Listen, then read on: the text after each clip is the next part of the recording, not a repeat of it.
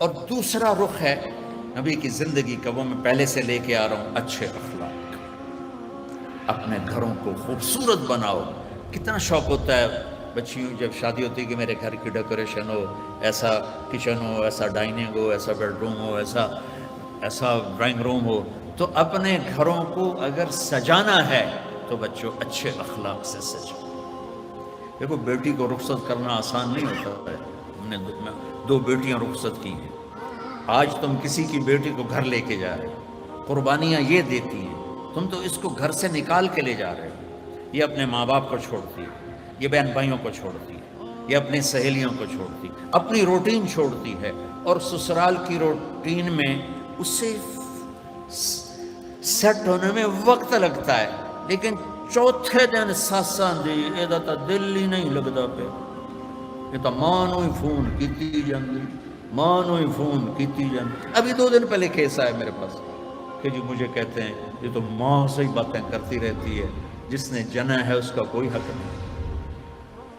کہ بیٹا بالکل حق، جس نے گھر چھوڑا، بہن بھائی چھوڑے، سہیلیاں چھوڑی، وہ کتنی بڑی قربانی کر کے پہنچی ہے، تم جاتے ہی اس کو تانے دینا شروع کر دو تو اچھا اس پہ قابو رکھو اگر گھر آباد کرنا ہے۔ چونکہ ہمارا وہ کیا اس کہتے ہیں کمبائن ہے، وہ فیملی جو ایک سسٹم ہے، تو اس میں مصیبت پہلے یہ بہت اچھا تھا کہ سب مل کے زندگی گزارتے تھے پیار سے، اب یہ عذاب بن گیا ہے کہ ساس کے تانے الگ۔ ابھی 2 دن پہلے ایک بچی میرے پاس آئی، لاہور سے بس پہ چڑھ کے وہاں پہنچ گئی، کہا جی دیکھیں یہ میری 6 ماہ کی بچی ہے، اور میرا خامند کہتا ہے تو نے میری بہنوں کی بھی خدمت کرنی ہے، میری ماں کی بھی کرنی ہے، میرے باپ کی بھی کرنی ہے، میرے بھائیوں کی بھی کرنی ہے، اور مجھے بتائیں میری 19 سال عمر ہے اور یہ بچی میرے کندھے پر ہے، میں سارا دن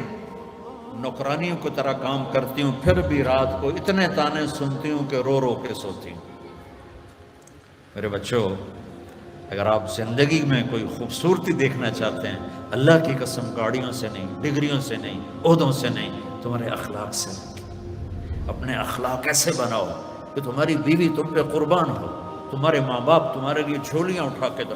تو ہمارے ایک زمیندار دوست آئے مجھ سے ملنے، سنو غور سے، باپ کہہ رہا ہے مولانا صاحب میرا بیٹا آگ میں جل رہا ہو تو ہم ماں باپ اس کے لیے دعا نہیں کریں گے کہ اللہ اس کو بچا دے، اس نے ہمیں اتنا جلایا ہے، اتنا جلایا ہے کہ ہم کہتے ہیں ٹھیک ہے سڑ جا۔ ایسے نہ ہو۔ آپ بچیوں سے کہتے ہو آپ پرائے گھر میں جا رہی ہو، جگہ بنانے میں وقت لگتا ہے، اور بولنے سے وقت جگہ نہیں بنتی، خاموش رہنے سے جگہ بنتی۔ آپ کو پتہ ہے اس امت کی بنیاد ایک عورت نے رکھی، میرے نبی کی بنیاد حضرت ہاجرہ نے ڈالی، اور کیسے ڈالی؟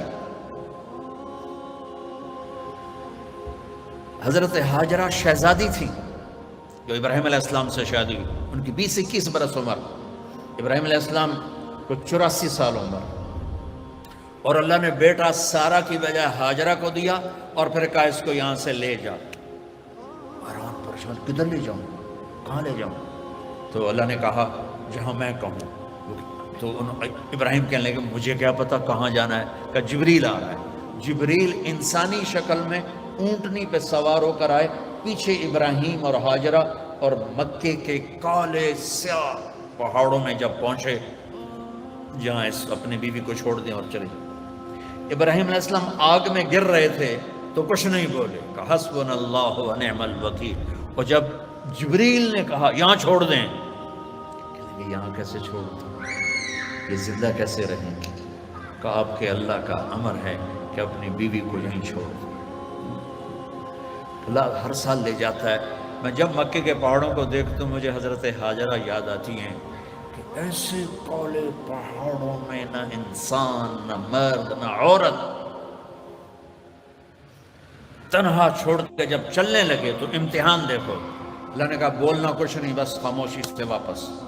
وہ کہنے لگے آپ مجھے یہاں چھوڑ کے کہاں جا رہے ہیں؟ 20-21 برس کی شہزادی ہو مصر کی، اب مجھے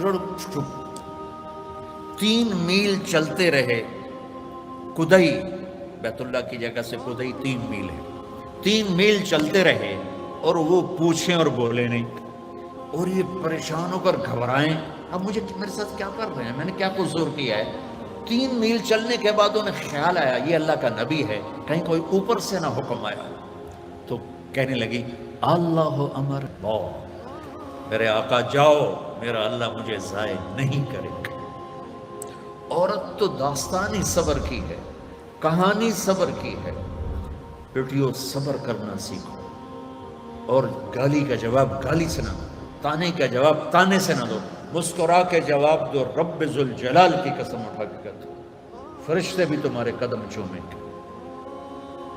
اخلاق اتنی مارکیٹ، تم تو پڑھتے رہتے ہو اکانومی، تو یہ ڈیمانڈ سپلائی میں جب اوپر نیچے ہوتے ہیں، جب ڈیمانڈ بڑھ جائے سپلائی کم ہو جائے تو قیمت بڑھتی کہ نہیں بڑھتی؟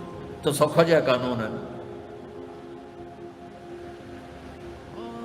ایسے ہی میرے رب کی بارگاہ میں ڈیمانڈ اینڈ سپلائی کا قانون ہے۔